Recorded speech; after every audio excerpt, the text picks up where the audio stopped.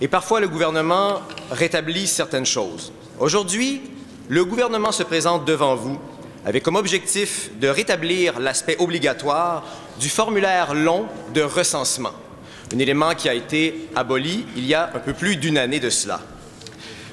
Petite précision, le formulaire long de recensement est un formulaire que peu de Canadiens et Canadiennes remplissent, contrairement au formulaire court, et est un formulaire qui peut prendre environ 1 heure, qui était envoyé sous format papier à des Canadiens et Canadiennes de différentes strates de la population, choisis du point de vue statistique. Aujourd'hui, le gouvernement choisit de rétablir cet aspect obligatoire du formulaire long, mais choisit aussi du même coup d'offrir la possibilité aux Canadiens et aux Canadiennes de remplir ce formulaire par Internet, par voie électronique. Évidemment, nous savons qu'aujourd'hui, la majorité des citoyens et des citoyennes préfèrent de loin un formulaire électronique à une version papier. Évidemment aussi, si certains Canadiens ou Canadiennes en font la demande, nous leur enverrons une version papier, comme il se faisait dans le passé. Une version électronique est plus rapide à remplir et moins coûteuse pour le gouvernement. Nous croyons aujourd'hui que cette motion répond en fait à un exercice primordial. C'est un exercice primordial pour le gouvernement pour 3 raisons. Tout d'abord, pour la fiabilité. Ensuite, pour l'utilité. Et troisièmement, pour la sécurité. Madame la Présidente, la fiabilité. Il va sans dire ici que personne ne pourra contredire ces faits. Suite à l'abolition de l'aspect obligatoire du formulaire long, tous les statisticiens en chef de Statistique Canada se sont insurgés. Ils nous ont dit au gouvernement que malheureusement, sans cet élément, les données n'étaient plus fiables, du moins moins fiables, qu'il y avait des trous, qu'il y avait des données manquantes, qu'il était difficile de colliger certaines informations. Évidemment, moins de données veut dire moins de statistiques, veut dire moins de fiabilité. Un formulaire avec moins de questions veut nécessairement dire un formulaire avec moins de précision. Il y a donc ici un élément de fiabilité qui est essentiel, un élément que nous désirons rétablir par cet exercice primordial. Deuxièmement, la question de l'utilité.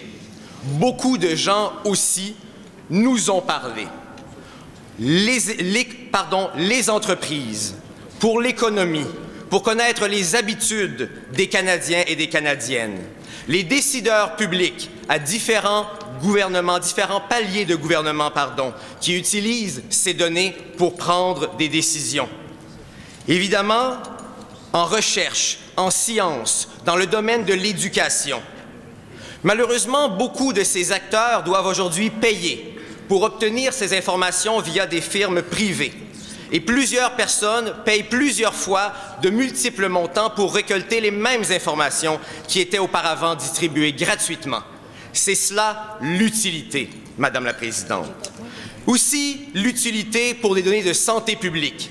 Lorsqu'il y a des épidémies, par exemple, la grippe aviaire, des maladies qui peuvent être transmissibles, par exemple, via des animaux domestiques. Grâce au formulaire long, nous avons des données colligées beaucoup plus précises sur la répartition, la possession des animaux domestiques, par exemple. C'est aussi une plus grande rapidité d'action pour les décideurs, puisqu'ils ont plus de données. Comment décider avec plus de données? C'est bien simple, c'est la base de la décision, l'information. C'est donc un exercice primordial pour l'utilité. Dernièrement, la sécurité. Nous savons que l'opposition aura des craintes par rapport à la version électronique, des craintes par rapport au fait que ces données seront sur des serveurs informatiques. Nous sommes ici pour les rassurer. L'information demeurera 100% confidentielle comme elle l'était auparavant en version papier. Aucun changement ici. Il est important aussi de noter que beaucoup de Canadiens et de Canadiennes fournissent déjà beaucoup plus d'informations à des entreprises comme Facebook ou Google et ils acceptent ce choix.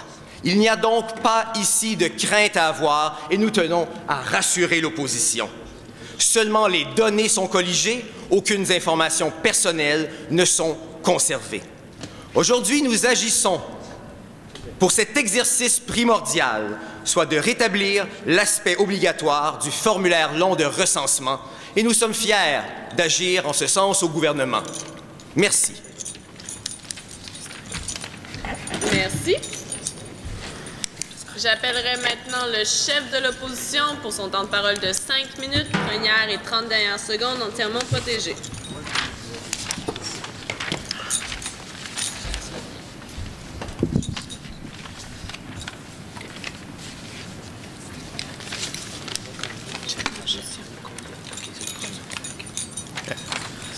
Thank you very much, Madam Speaker. So the Prime Minister just came up here and gave you a speech as to why the Canadian government should have surveys done. Unfortunately, the resolution before the House today isn't about Statistics Canada doing surveys. It's specifically about the fact that Statistics Canada is going to make these surveys mandatory. And that's the burden on their side. They need to provide a unique benefit comes by forcing Canadians to fill out this information and give personal details to the government unwillingly. That's the problem we have. So the opposition is going to take the case today that's abhorrent for the government to extract private information from individual citizens by force. To that end, I'm going to bring up two constructive arguments. Firstly, I want to talk about why this is a terrible invasion of privacy and why privacy rights are especially important in this case. And secondly, I'm going to talk about why making the long-form census mandatory doesn't provide a unique benefit to Statistics Canada. Recognize that Statistics Canada does still have the long-form census. It does send it out to houses. It's not mandatory. It's voluntary, Mr. Speaker. And surveys, which are used all over the world, are also voluntary. People use them all the time. I don't see why we can't have that. That's what we prefer on side opposition. So firstly, why we think privacy rights are particularly important. Please take a seat.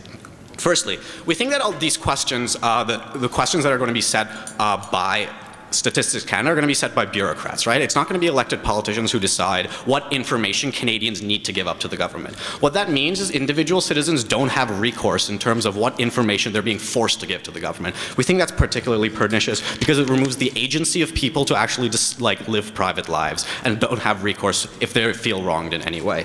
Secondly, we think that privacy is inherently important for Canadians throughout their lives. That's why it's one of the rights that is guaranteed in the Charter. We think fundamentally when you force people to give up this information, what it creates is a sense that someone is watching over them. When you're actually forced to give up this information, it creates the idea that someone is watching and collecting information over you. What that means is people are going to be afraid of recourse. They feel that they're going to be judged because of the decisions they've made because someone is watching over them, right? What that fundamentally does is it restricts the kind of decisions you make because you're no longer making decisions based on what you as an individual person think is the most important and is going to give you the most benefit. You're making decisions fearing what other people, specifically the government, an entity that monopolizes force, that has a police force, for example, is watching over you. We think that's fundamentally pernicious because people aren't going to be as free under their model because they're forced to give up important private information. Lastly, we think it's particularly pernicious when the government, because they have a monopoly of force to use this.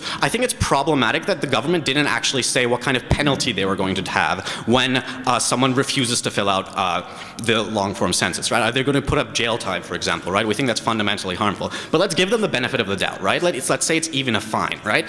Even in that case, we think it's unacceptable for the government to do this because what it does is it forces people to give up information about themselves, right? For example, the NSA. We on opposition have a huge problem with what the NSA is doing in terms of spying. But we think this goes a step further, right? Not only is it covert data collection, it actually forcibly tells you that if you don't give me the information I want, I'm going to prescribe some sort of harm onto you. We think that dehumanizes people and removes their ability to actually feel comfortable in society. We think fundamentally we don't have, we can't possibly restrict privacy rights in the way that side proposition wants to. Second argument, why we see no unique benefit to having a mandatory census and why we think voluntary surveys are useful. So sampling is a thing that exists, right? Almost every survey ever done in society today is done on a voluntary basis where people volunteer information, right? And polling data, for example, people choose to give polling agencies information about who they're going to vote for. And that polling data is often incredibly accurate, as we saw in the United States with Nate Silver.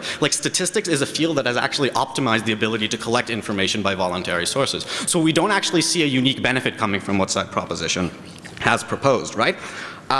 So, we honestly don't see why we can justify restricting people's rights in such a manner, given that we have a ton of other alternatives, which are both less costly, because you don't have to have a reinforcement mechanism, you don't have to hire police to go to people's houses and knock on their doors and ask them why they haven't filled out their census yet. Okay, now I'm going to do some refutation, right? Firstly, the Prime Minister talked about this idea of reliability and how you get less reliable data from the census, but he didn't actually back that up with any real information, right? He kind of just asserted that. And as I've told you in my argument, we think surveys exist in society and are used all around the world by businesses to an effective manner, and statistics is a field of study where mathematicians decide about voluntary polling, so we don't think this is actually a particular harm. The second thing they tell you is it's costly for people to collect this data, and we should make this information available for free. We'd say that there are many, many data collection and polling services in society that people can go to, so this information isn't actually hidden. Fundamentally, we think the status quo is good. We think voluntary surveys don't restrict people's rights. That's what we're proud to oppose.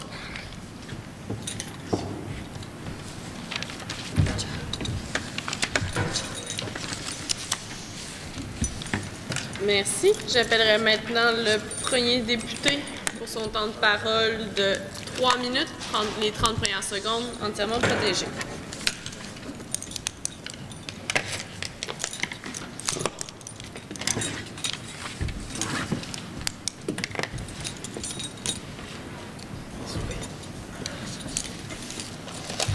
Madame la Présidente, distingués collègues du gouvernement, distingués collègues de l'opposition. Aujourd'hui, la motion est bien simple, c'est rendre obligatoire le formulaire long de recensement.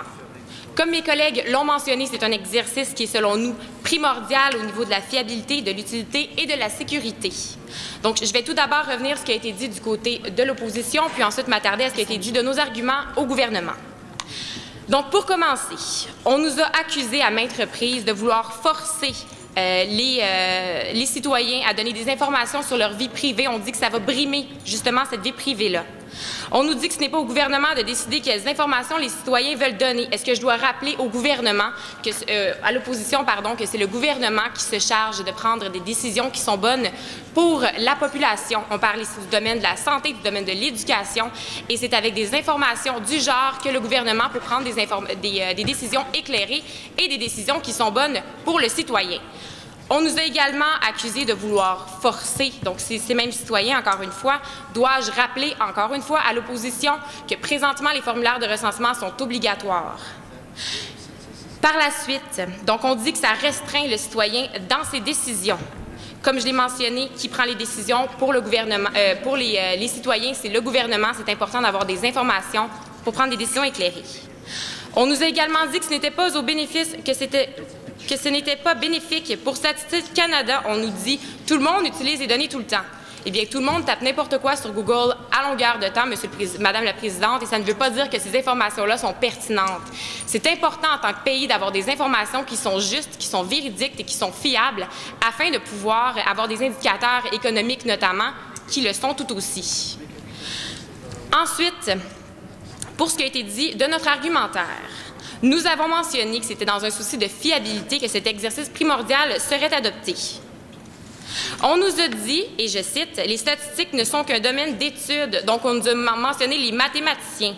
Encore une fois, et je le répète parce que c'est important, Madame la Présidente, le gouvernement les utilise pour prendre des décisions. Un problème qu'on ne connaît pas ne se gère pas. C'est pour ça qu'il faut avoir ces informations-là. On nous a rien dit d'autre par rapport à l'argument de la fiabilité. Donc, on nous a dit que moins de questions dans le formulaire, c'était moins de précision. Aucune réponse du côté de l'opposition. On nous a dit que les formulaires courts étaient moins fiables. Aucune réponse du côté de l'opposition. Ensuite, pour l'argument de la sécurité, cet argument reste intouché, pardonnez-moi. Pour l'argument de l'utilité, donc on l'a mentionné, les entreprises avec les recherches, les études de marché qui sont importantes au sein du développement même de l'économie canadienne, Madame la Présidente, rien n'a été dit du côté de l'opposition. La seule chose qu'on a trouvé à dire, c'est la vie privée. Les formulaires de recensement sont déjà obligatoires, comme je l'ai mentionné. Alors, c'est pour ces raisons, pardonnez-moi, que le gouvernement est très fier aujourd'hui de proposer cette motion qui est un exercice primordial pour les Canadiens et les Canadiennes. Membres du jury, merci. Merci. J'appellerai maintenant le premier député de l'opposition pour son temps de parole de 3 minutes. Les 30 premières secondes sont entièrement protégées.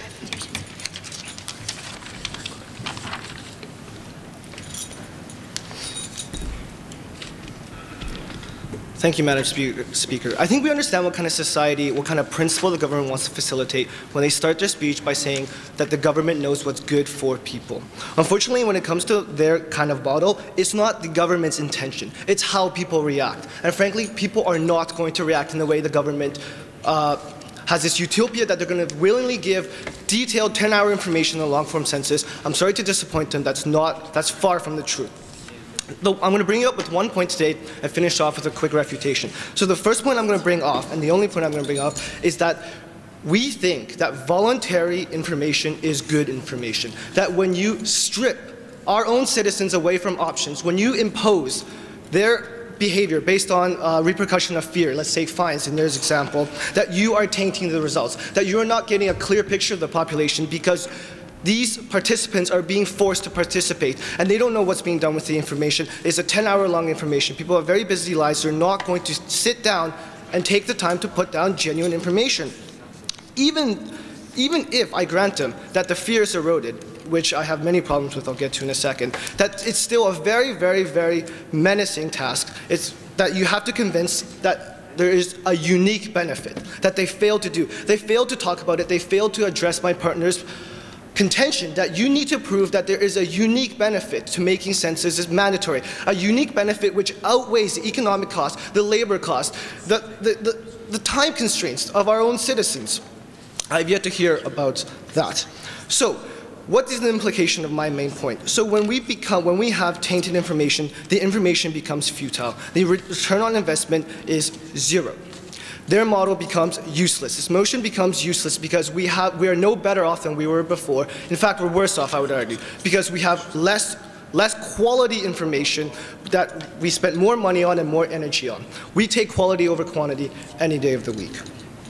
Some quick refutation. So their argument, their model has three main contentions. First of all, it's reliability. Second, it's usefulness. And finally, it's safety. So with reliability, they talk about how the government uses these statistics to make decisions.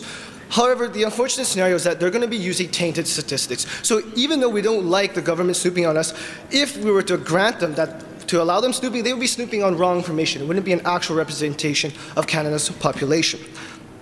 Second of all, the uselessness. So as my main point brought up, it would not be useful. There's no use in this information. And finally, safety.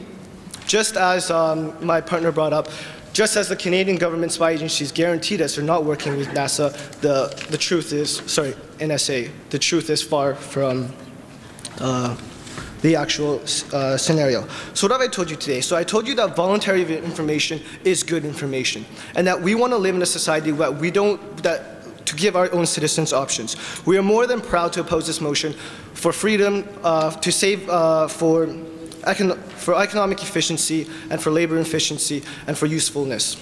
Thank you very much. Merci. J'appellerai maintenant le deuxième député pour son temps de parole de 4 minutes. Les 30 premières secondes sont totalement protégées.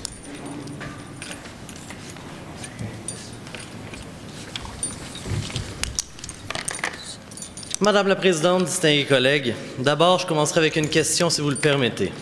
On nous parle de vie privée, on nous parle des citoyens, on nous parle même de bases de données gratuites. Concernant la vie privée, quelles informations spécifiquement? Concernant les fabuleuses bases de données gratuites et fiables, lesquelles? J'attends toujours la réponse d'ailleurs, et l'information. Madame la Présidente, j'aimerais d'abord aborder un argument avec vous. J'aimerais par la suite revenir sur les arguments que nous ont présentés jusqu'ici l'opposition. J'aimerais finalement revenir sur les nôtres. Madame la Présidente, il s'agit d'un exercice primordial avant tout pour répondre aux préoccupations des Canadiens au sens large. Un exercice primordial pour les préoccupations. Pourquoi? C'est très simple. Disons-le d'entrée de jeu, le gouvernement avait aboli le formulaire long de bonne foi, en voulant répondre aux intérêts politiques et citoyens. Donc, d'une part, le gouvernement en place, d'autre part, les citoyens. Toutefois, le gouvernement a tendu l'oreille, comme il est son travail de le faire. Il a tendu l'oreille et a entendu les statisticiens eux-mêmes, tant ceux de Statistique Canada qu'au privé. Il a tendu l'oreille et a entendu l'appel des entreprises. Il a tendu l'oreille et a entendu l'appel de leurs universités. Pourquoi? parce que l'information n'est plus fiable, Madame la Présidente. Le chef statisticien de Statistique Canada a remis sa démission suite à la décision du gouvernement conservateur d'abolir le formulaire long de recensement. Pourquoi? Parce que les données sont fiables et sont gratuites ailleurs? C'est faux. On nous parle d'ailleurs de multiples pays qu'on ne nomme jamais. On nous parle d'ailleurs de fabuleuses bases de données qui ne coûteraient pas un sou. On n'en nomme pas non plus. Le gouvernement tente de s'opposer, mais dans les faits, il n'apporte pas de faits. Dans les faits, il spécule. Nous ne spéculons pas, nous agissons, nous avons tendu l'oreille, nous avons une solution. Solution qui, d'ailleurs, répond aux besoins de tous. Le gouvernement, autrefois, qui trouvait la structure lourde, le citoyen qui trouvait le formulaire long, maintenant aura la possibilité de le postuler sur Internet. Le gouvernement pourra compléter les données de façon informatisée, plus simple et plus rapide. Ça répond aux doléances d'avant, ça répond aux nouveaux besoins des chercheurs. Bref, ça comble les besoins là où ils sont maintenant. Le gouvernement tend l'oreille, c'est un exercice primordial. Madame la Présidente, leurs arguments. J'aimerais faire un peu de réfutation, si vous permettez. On nous a parlé de la vie privée. D'une part, quelles informations si privées? D'autre part, l'opposition a-t-elle déjà lu un formulaire long de recensement? L'opposition pourrait-elle également m'expliquer en quoi le nombre d'animaux domestiques à la maison est une information privée sensible? J'aimerais qu'on me l'explique. Mais malgré tout, Madame la Présidente, admettons que l'opposition est de bonne foi. En quoi cette information est dangereuse? Et est-ce mieux que le gouvernement s'attelle, comme le gouvernement des États-Unis, à obtenir des informations sur ses citoyens de façon moins légitime? Est-ce mieux? Je pose la question. Je suis persuadé que l'opposition est d'accord avec nous sur ce point. On nous dit également qu'aucun bénéfice n'est tiré par Statistique Canada. Pourquoi le chef statisticien de Statistique Canada a-t-il démissionné en envoyant une lettre publique aux médias si c'est bénéfique pour Statistique Canada d'abolir le recensement long? Nous posons la question, nous croyons que la réponse est toutefois évidente. Madame la Présidente, j'aimerais également revenir sur les arguments que nous avons présentés jusqu'à présent. D'une part, l'utilité. Pour les décideurs qui ont besoin de données fiables et non pas de Wikipédia, une base de données en ligne gratuite. D'autre part, pour les chercheurs des universités ou les chercheurs du privé, qui tous deux, d'une certaine façon, contribuent à l'avenir. Et d'autre part, avant tout, pour la totalité des citoyens qui, pour un simple effort d'une heure, en bénéficieront sur plusieurs plans. Nous parlons de santé publique. Mon chef de gouvernement vous l'a clairement expliqué. Comment savoir quels animaux sont susceptibles de contracter des maladies et de les transmettre? Par le formulaire de recensement long. Comment connaître les familles à risque ou le nombre de familles à risque? Par le recensement long. Finalement, la fiabilité. On nous a dit ne pas comprendre, c'est simple. Plus on a d'informations sur un sujet, par exemple les animaux domestiques, on peut les recouper et avoir un taux de fiabilité, un taux d'erreur. Ces chiffres sont difficilement obtenables par un formulaire court, raison pour laquelle les statisticiens de Statistique Canada eux-mêmes disent que leurs nouvelles statistiques ne sont plus fiables, ne devraient plus être utilisées pour des recherches universitaires. C'est un danger, Madame la Présidente, et ce sont des faits, raison pour laquelle nous appuyons fortement notre motion. Nous voulons que l'opposition nous appuie pour le bien des Canadiens. C'est primordial. Merci. Merci. J'appellerai maintenant le deuxième député de l'opposition pour son temps de parole de 4 minutes. Les 30 premières secondes sont protégées.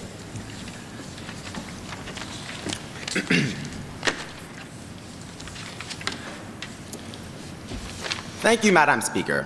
Now, for Saud government to have won this debate today, they had to do two things. First off, they needed to prove that there was a unique benefit to getting this information from the long-form census. And secondly, they needed to prove that if there were any benefits, which we really don't think there are, that those benefits really outweighed all of the potential harms to that. And what I'm going to do today, through my refutation, is I'm going to show you how government did not fulfill its burden.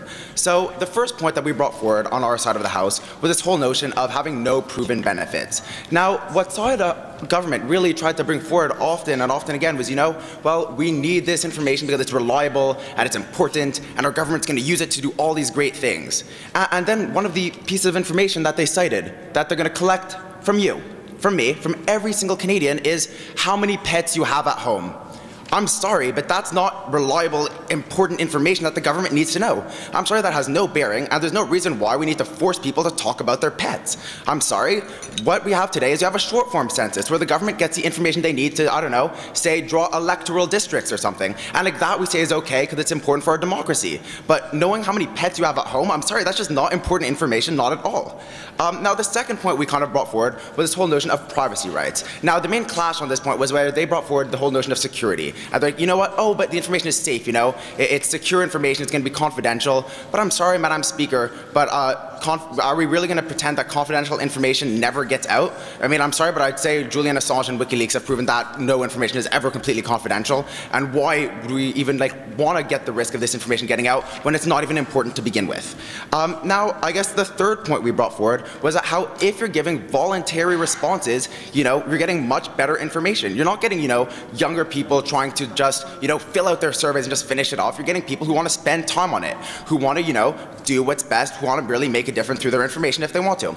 Now, I guess one of the main points of contention we heard here on the other side of the House was that, other information isn't as reliable, and it's only StatsCan information that's reliable. No other information is reliable. Well, I'm sorry, Madam Speaker, but I don't think anyone really buys that assertion. I mean, if you look at the election polling that's done by all forms of private companies, I mean, normally they get the election results pretty spot on. So I think that's a pretty clear example of reliability right there. Now, second of all, they're talking about, utility. And one of their burdens, what I mentioned earlier, was, they had to show how this information was, very uniquely beneficial. And their example was, healthcare and protecting bugs and whatnot. Well, I'm sorry, but the long form of the census only gets sent out every 5 to 10 years or somewhere in that time frame. And sicknesses move very, very quickly and they're rampant. So is information that could be 5 years old, is that going to help you combat a sickness? I'm sorry, that's just not true. We'd argue that, I know, surveys conducted on the phone, where you can get the information in real time. We'd argue that that's much more effective at combating diseases and whatnot. There is no real proven benefit to having this long-form survey where, we're going to combat diseases because we're going to know, how many goldfish you have. Now, their third, I guess their other point that they kind of brought forward is, there's a cost. And I thought that this was actually their best point, It's like, there is a cost and, it's not going to be free anymore. Well, guess what? There's actually a cost already, right? I mean, Statistics Canada isn't getting this information for free, right? They're spending the manpower to do all this extra work and whatnot. And they're saying, well, you know what? Companies will have to pay it. Well, guess what? Good. Let the companies pay for the information. If companies want specific information on certain clients and they think it's going to help their business, let them pay for it. I mean, why should I, as a taxpayer, be paying for other companies to have specific information that they want about me? I'm sorry. If they want the information, let them pay for it. Why is that a burden on all taxpayers, right? Let the people who want to use the information, let them pay for the information they want. So what have I been telling you here today? Well, we've talked about no proven benefits, right? I mean, you know how many goldfish you have at home? That's not a real proven benefit. I mean, they pretty much made their case for us by saying that. And then I talked about, privacy rights. And they never really addressed, the whole notion that when you feel watched, you feel less secure. And they just say, oh, well, you know what, we're okay with doing other surveys, but this is fundamentally different and more invasive. That's why this resolution will not pass. Thank you. Merci. J'appellerai maintenant le chef du gouvernement. Son temps de parole de 3 minutes entièrement protégé.